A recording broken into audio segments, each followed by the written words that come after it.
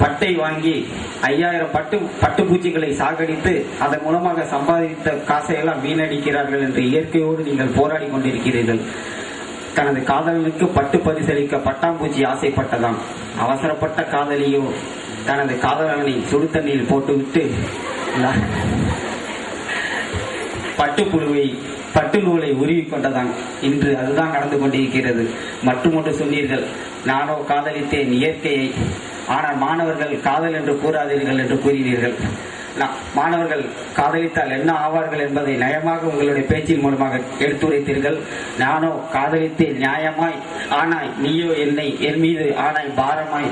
நானோ உன்னை, நீனோ என்னை கைவிட்ட அநியாயமாய், ஆனாய் நீ மற்றவனுக்கு தாரமாய்.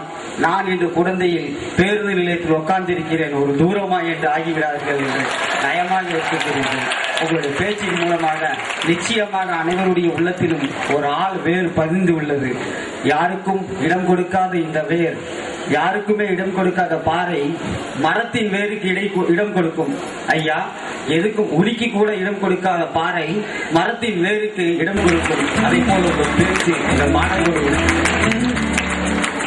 Website creation winners, first prize N. Shanmugasundaram, 3rd BCA, and G. Parthiban, 3rd BCA.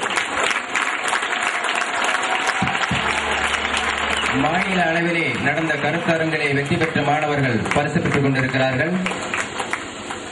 Participation prizes for paper presentation: Sajjana Banu, 3rd BSc IT; Tahira Banu, 3rd BCA;